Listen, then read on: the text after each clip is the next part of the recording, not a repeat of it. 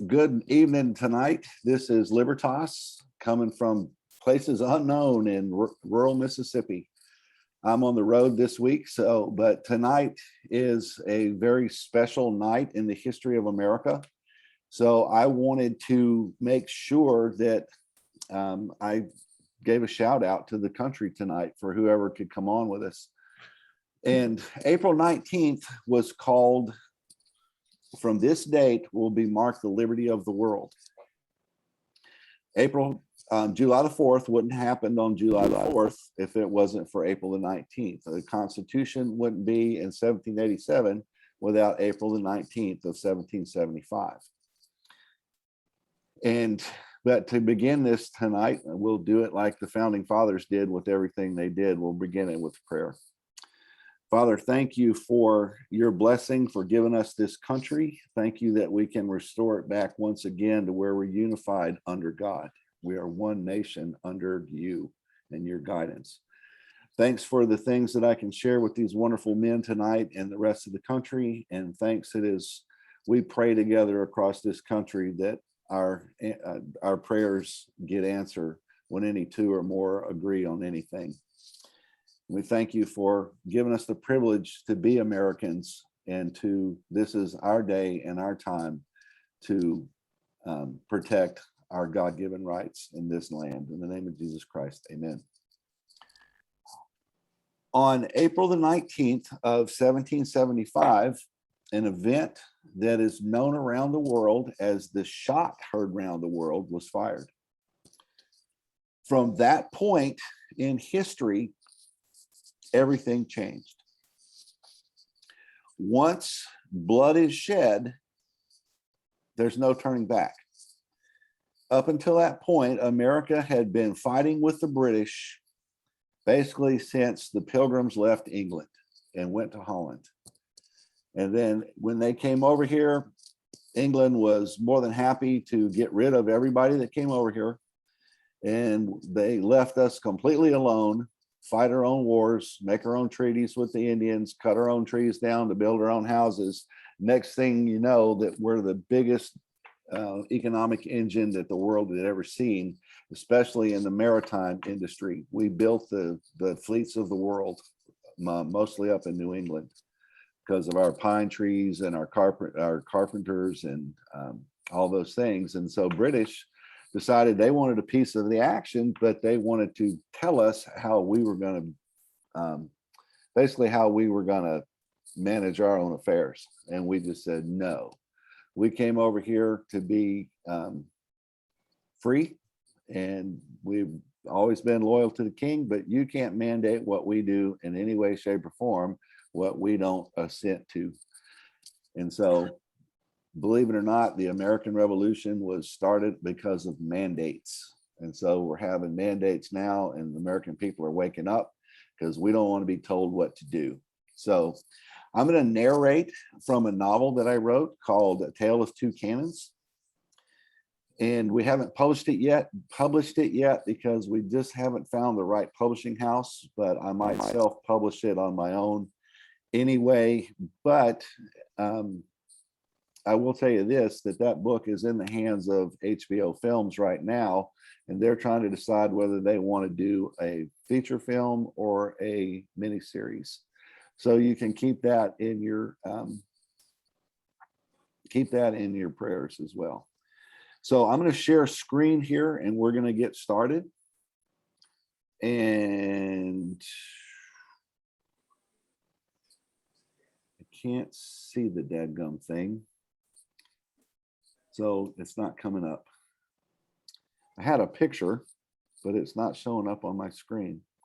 There it is. It's there. No, I have a portrait of a guy. Oh, here we go. Maybe I've got to, I'm going to stop sharing. I'm going to go back and see if it shows up now. Yes, here we go. This gentleman right here is named Major John Pitcairn. And he was a British major of Marines that was in charge of the advanced force of the British on April beginning April 18th of 1775. And it says right here, under the caption, by whose order the opening volley of the American Revolution was fired. So this is the man who fired the first shot of the American Revolution. Today, everywhere you go, anywhere you go, okay, TT just entered the room. Is that your friend? That's him. Yes. Yes, sir. That's him. All right, let me get back over here to my screen so I can admit him in. Yep, he's in. Welcome, TT. You made it. You there, Terry? Don't have your audio up yet, Terry.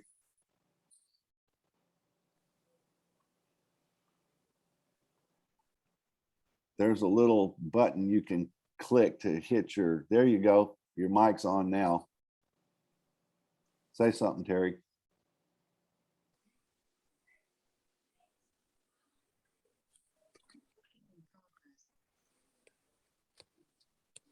Wave, Terry, if you can hear me. Somebody's scratching around. Okay, well, I'm going to go back over here to share screen. Hopefully Terry can hear what's going on. He's fully in the system here.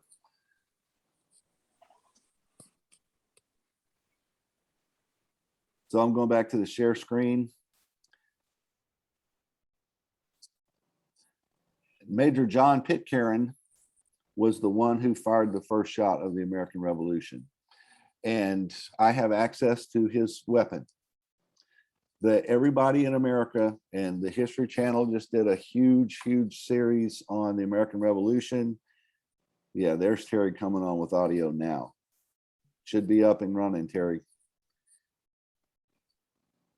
Why don't people want to know the truth? Why do people want to hide something like this? If all the world knew that this guy was responsible for firing the shot, firing the first shot of the American Revolution. The true story of this is worth knowing because these are the first veterans of the United States military. These are the first casualties of men that shed blood for the United States of America. Yes, this is before the Declaration of Independence, but the colonies formally organized and united in 1774. We just didn't have, we didn't cease our loyalty to the British Crown, but we were already under arms. So I just wanted to show that there and start it, that everybody in the world used to know that this is the guy that fired the first shot, and I have access to the pistols. So I'm going to go to another screen here.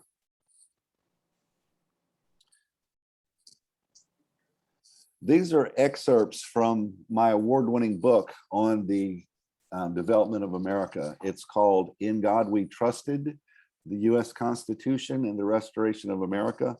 You can get autographed copies of my book at libertyman.online or any online retailer.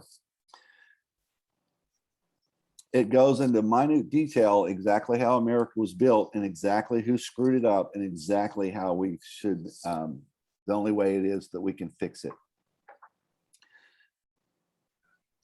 But on April the 18th of 1775 is when the British Army in Boston mobilized to start their march to Concord, to confiscate the military stores that were stored there. Primarily, there were 4 small brass cannons that had been stolen and counter-stolen back and forth for quite some time since September of 74. So the British king was embarrassed. General Gage was embarrassed by the Americans stealing their own cannons back from them. So that's why the British Army was mobilized to go, and this is about as close to an exact quote I can give you, is I want my darn cannons and I want them now. So that's why the British made the trip to Concord, which was about 16 miles from Boston. So they had a long walk to get there. They thought that they were doing it in secret, but General Gage's wife was a spy inside, obviously, General Gage's headquarters. And so whenever the generals were having their meetings and military stuff, she's sitting there just smiling. She was a New York aristocrat. Also, the slaves in the household there at the province house, which was the governor's mansion of Boston, the butler was a free man, and he was sending information to the Sons of Liberty in Boston. So we were always one step ahead of the British all the way. There was a system of message riders that went out that night. We hear oneth by land, twoeth by sea. That was the signal to the message riders on the other outside of Boston of what direction the British Army was going to take. They were either going to take the land route, which was 4 miles longer, or they were going to row across the Charles River and start from there. And so that's what was by sea. So as soon as they started forming up, it was very obvious that they were going to go row across the river. So Richard Devens went south and started the alarm going that way. Going north was a man named Wentworth Cheswell. His job was to go through northern Massachusetts up into New Hampshire. And all of these guys have been doing this since 1774. Paul Revere and Richard Dawes were personal messengers. Their job was not to go out and say the British are coming. Their message was to get to John Hancock and Samuel Adams in Lexington with all speed and warn them that the British Army was coming after them personally. So they didn't waste any time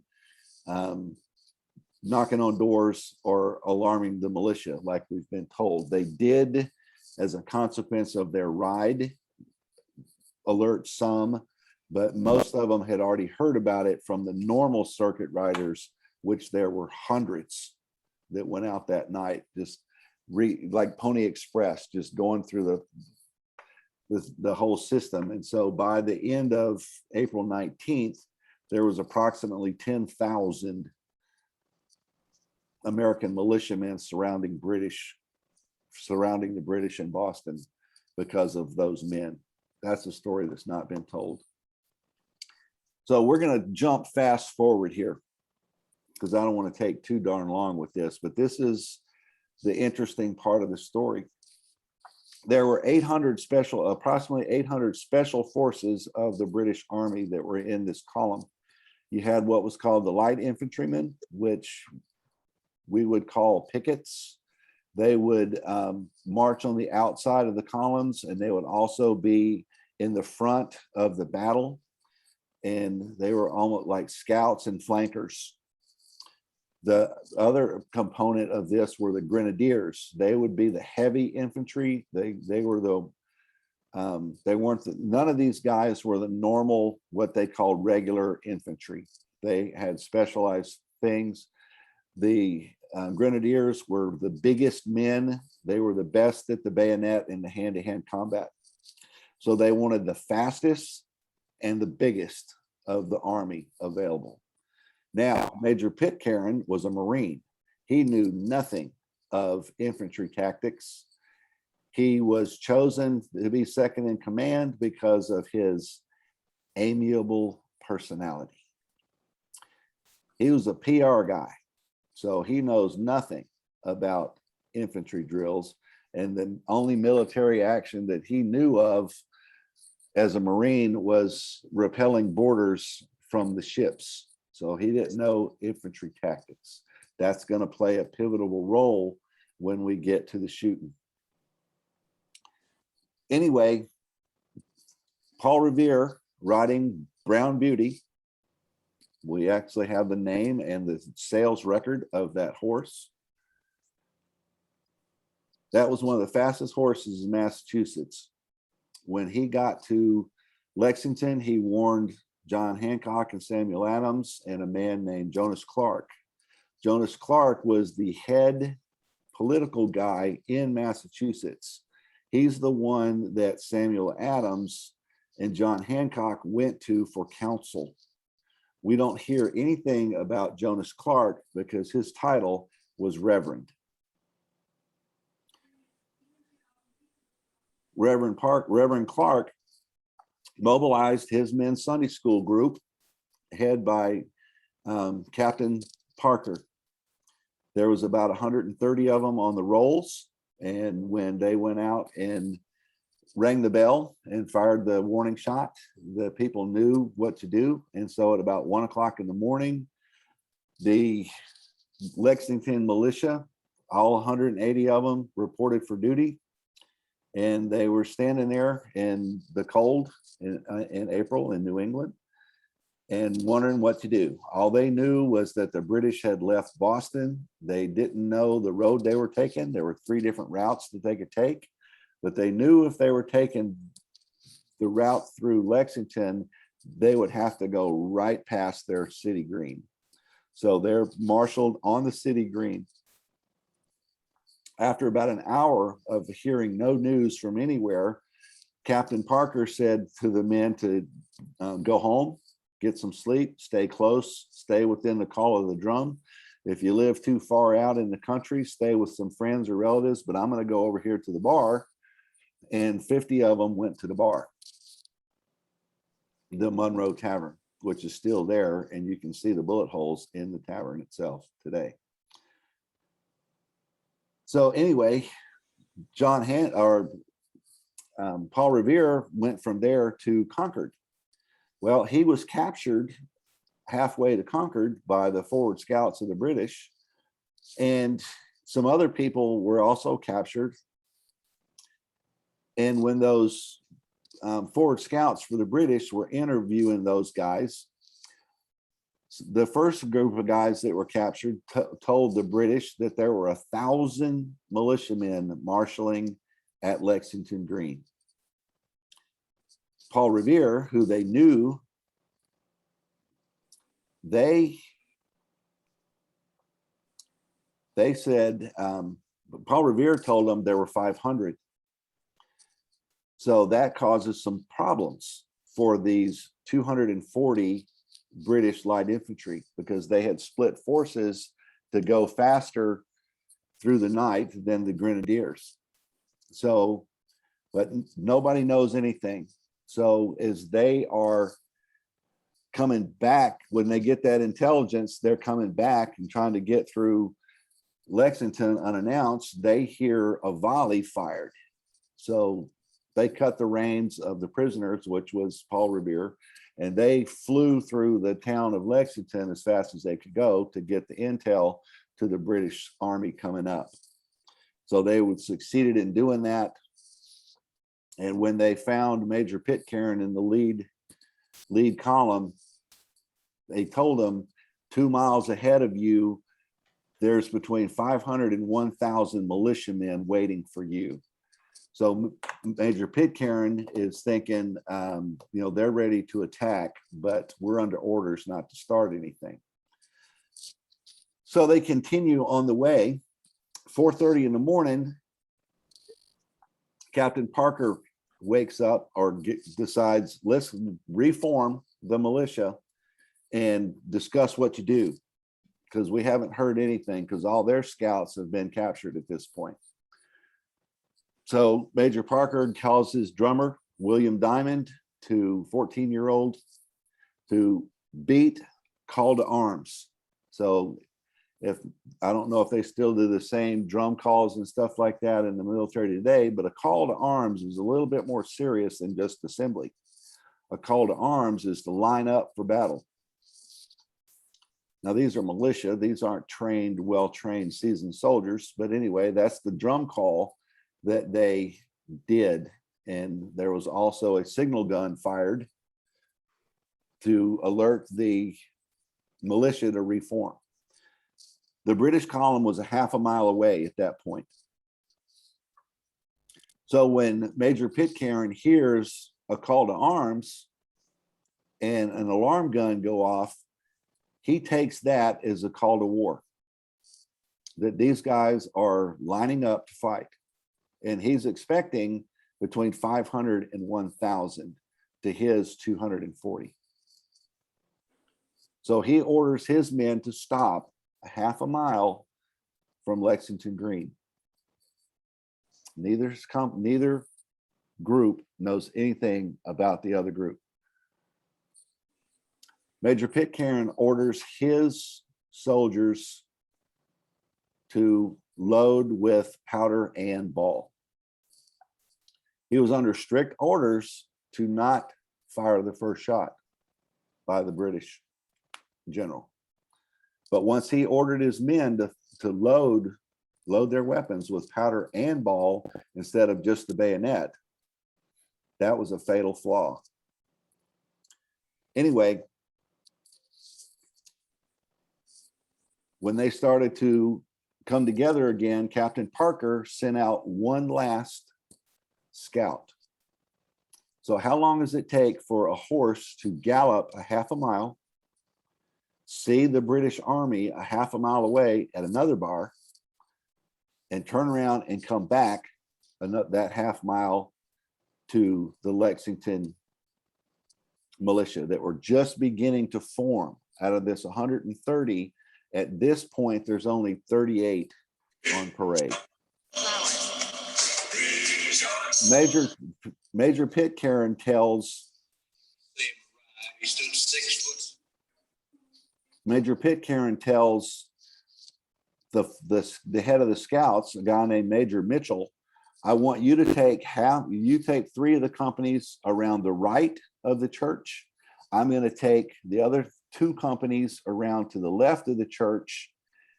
I want everybody to fix bayonets, and we are going to go on a silent march at a double quick step. To a British Special Forces, that's what they live for, is the fight with the bayonet. And if they're given the order to advance at a double quick march with leveled bayonets, to them, that is the order. You do not stop until you stick your bayonet in somebody. The only other order would be a full charge, which would be a dead run. But if they did a dead run, all their accoutrements would be rattling and they would be able to be heard. Meanwhile, on Lexington Green, the militiamen are starting to walk up, and because they have no idea where the British are. About the time they start getting together up to the number of about 50, 55, Thaddeus Bowman comes thundering back on his horse, and he says the British are a half a mile away and they're advanced with leveled bayonets at the double quick march. He was close enough to hear the order. So if a soldier can walk a mile in 15 minutes, and he could walk a half a mile in 7.5 minutes, if he's at a double quick march, he's probably covering that half a mile in less than 5 minutes. So all this is happening in a time frame of less than 5 minutes. It's pitch black. It's about 4:45 a.m. at this point. There's no sun anywhere. The church is right there in the crossroads where it forms a triangle, and neither party can see past that building. They can't see who's on the green, and the people on the green can't see the approach of the British soldiers. Captain Parker gets his men together, and he tells them in no uncertain terms to load with musket and ball. If any man fires, if I don't give him the order, I'll personally shoot him. If any man turns and runs, if I don't give the order, I'll personally shoot him. But if they mean to have a war, let it begin here. That's where we need to be in our communities today. I mean, we're represented right now from, I believe, California, Nevada, Mississippi. And we're trying to figure out how to fix the problems, the tyranny that we see on a daily basis. Well, these men, this Sunday school group is standing there at 4:30 in the morning to protect their church, to protect their pastor, and to protect the governor and lieutenant governor of their state. They still don't know where the British are. The first that they see of the British soldiers is two wings coming around this church at a double quick march in the dark, and there's only 100 yards separating them. My little brother is a Marine, and we went out at 4:30 in the morning on April 19th last year, and it was so dark that our camera couldn't pick up enough light to see another person until they were within about 15 yards. So anyway, he did a double quick march for 100 yards, and it took 33 seconds. So this whole entire encounter happened in a 33-second time frame. So this is the official records of the United States of America. History Channel will tell you nobody knows who fired the first shot. Some of Captain Parker's men, unused to such trying scenes and knowing their inability to resist successfully, for a moment faltered. Parker commanded every man to stand his ground till he should order him to leave it, and added that he would cause the first man to be shot down who should attempt to leave his post. At this moment, the British rushed forward with a shout. They would holler, "Huzzah, huzzah, huzzah," which would become basically the rebel yell for the American Civil War. When you go on a charge and you're yelling that way, it's for two purposes. Number one, to strike fear in your opponents, and number two, to get your adrenaline firing. So once they're given that order to huzzah, these guys now know that the game's on. The British, these guys are going to stick somebody with their bayonet this morning. So they are coming on with a purpose. They're being led by a guy that doesn't know anything about infantry tactics. At this moment, the British rushed forward with a shout, led on by Major Pitcairn.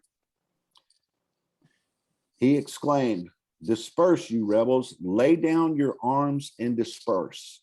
The Americans did not obey, whereupon he repeated the exclamation with an oath, rushed forward, discharged his pistol, and commanded his men to fire.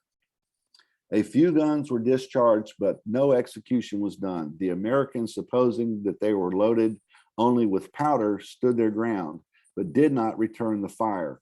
The command to fire was repeated, "Fire, damn you, fire."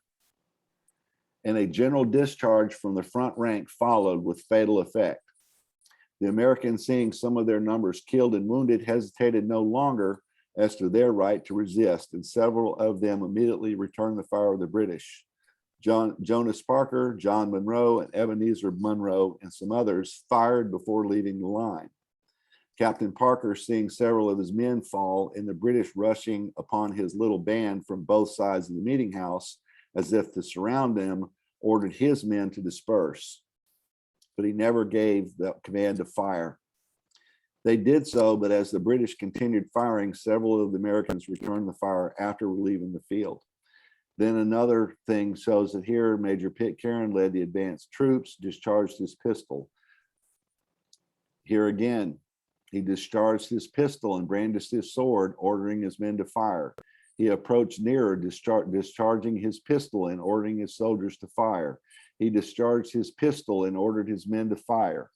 He was aiming at Captain Parker. So to say that nobody knows who fired the first shot is an outside lie, because you got 77 militiamen that see this guy within 10 yards. Thank God for the inaccuracy of that man's pistol, because at 10 yards, you should have hit your target.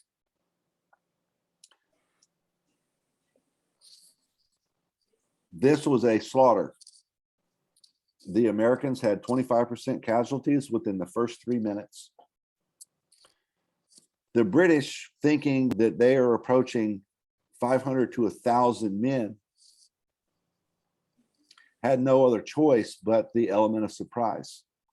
They thought that they were going to be attacked, and they knew that their only chance was to close with the bayonet.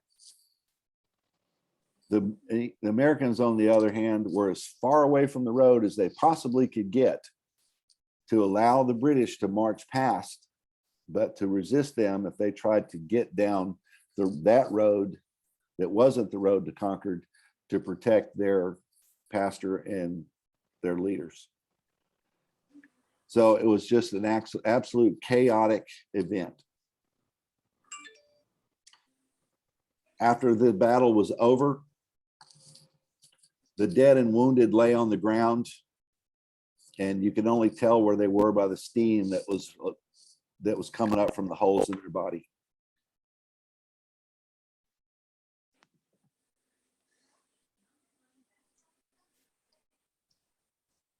It went on. They went on from there. They stopped, fired a volley, gave a huzzah, unfurled their flags, told the band of the military band to let them know we're coming, because there's no sense in being silent now, because the fighting has already started. The Americans at this point were under orders to kill every one of them,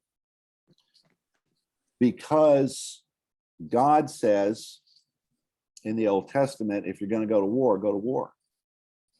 Don't leave anything alive unless they surrender. So they weren't going to make the mistake of Saul and let anybody live. So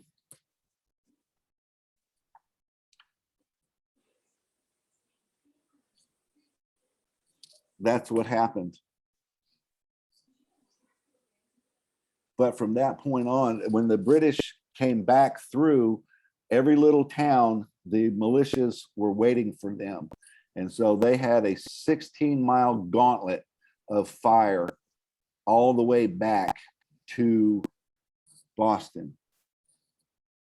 And at the end of the day, when the British finally made it back into Boston, the American soldiers halted and knelt down and prayed and thanked God that they didn't have to kill them all. They thanked God for the lack of bloodshed. But from that point on, the British never stepped foot out of the city of Boston for any reason whatsoever. From that point on, the British Army never attempted to go back into New England ever again. They did everything in their power to cut New England off from the rest of the nation, because they knew,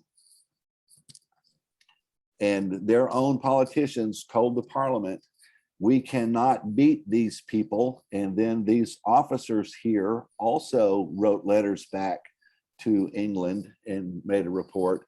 We cannot beat these people. These Christians will die on their feet before they will ever bow to a tyrant. We would have to kill all of them. About 60 to 70% of all the colonial soldiers were from New England. But this is the monument that was given to those men. And it's right there in Lexington. If you want to see the pistol, you can go to the Hancock Adams house in Lexington. It's on display in the little museum that they have there in Jonas Clark's house. It's hand carved and it's silver. It's got Major Pitcairn's name on the handle. When I went there and asked the curator if I could see Major Pitcairn's pistol that fired the first shot, she looked at me and she goes, "What are you talking about?" And I said, "Well, Major Pitcairn's pistols." She goes, "I don't know anything about no Major Pitcairn, but we do have some pistols here that were captured during the battle and given to General Putnam." And I said, "Well, those are his." And she goes, "Who are you? How do you know whose pistols they are?" And I said, "Well, number one, I found out where they were from the archives here. And I know they're his pistols because his name's engraved on the handle." And she went over there and she looked at it. She goes, well, I've been a curator here for 30 years. I never knew that. The reason I tell you that story is because we've been robbed of our history. There's almost nothing that we're taught about America today that's true. But this is the monument that was erected by the government to honor these men who shed the first blood for American freedom. So this is the true Memorial Day. And after this, I'm going to do another segment, but I'm just going to record it. I'm going to put it on my website. That's libertyman.online, and you'll be able to see the entire casualty list for both sides. But here's what Jonas Clark had on the monument. It says, sacred to liberty and the rights of mankind, the freedom and independence of America, sealed and defended with the blood of her sons. This monument is erected by the inhabitants of Lexington under the patronage and at the expense of the Commonwealth of Massachusetts to the memory of their fellow citizens, Ensign Robert Monroe, Messrs. Jonas Parker, Samuel Hadley, Jonathan Harrington Jr., Isaac Muzzy, Caleb Harrington, and John Brown of Lexington, and Asiel Porter of Woburn, who fell on this field, the first victims to the sword of British tyranny and oppression on the morning of the ever memorial 19th of April, Anno Domini 1775. And if you don't know what Anno Domini is, that is the Latin for in the year of our Lord Christ.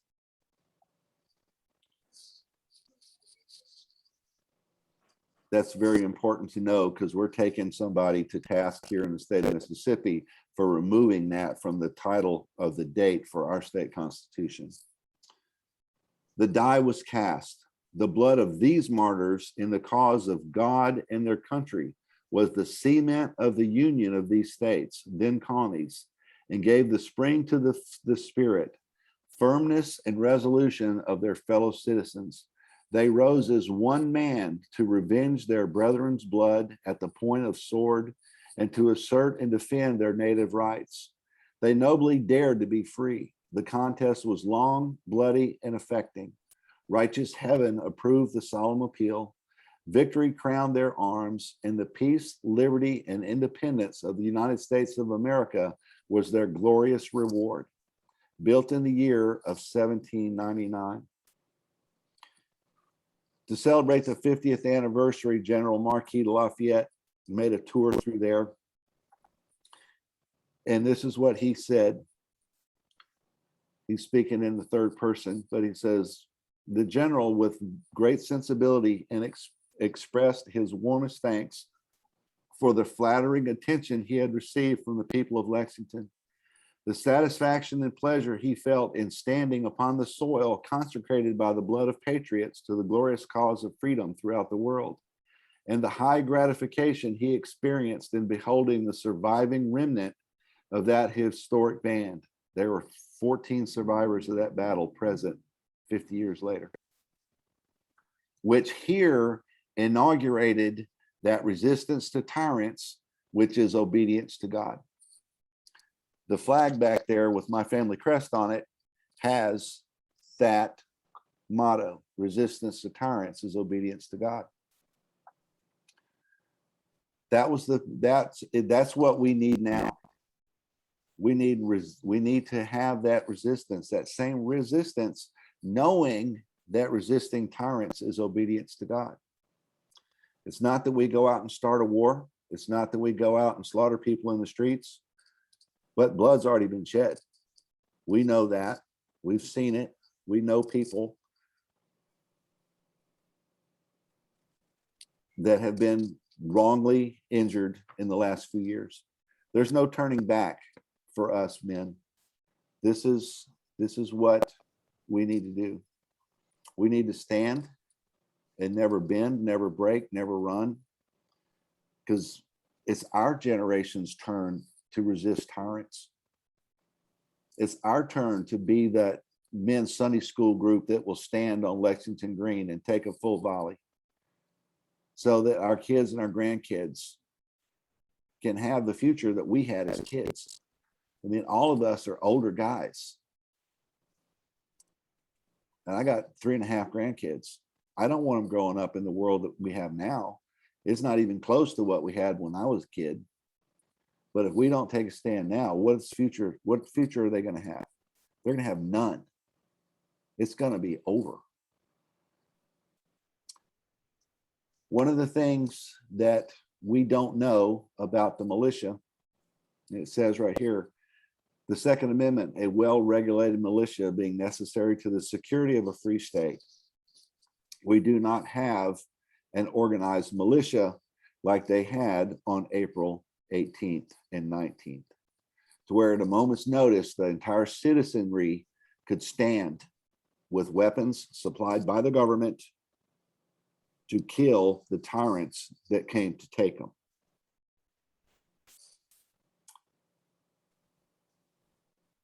The right of the people to keep and bear arms shall not be infringed. That word infringed is not what we think it is, but it's an unbreakable contract is what infringed means. It's an unbreakable contract. But every male in America is required by law to be armed and trained in the art of God and the art of war, as it says down here in Numbers. Every male by their polls from 20 years old and upwards, all that are able to go forth to war in Israel, thou and Aaron shall number them by their armies. It's up to you. It's up to me. What are we going to do about it is what we need to be concerned with.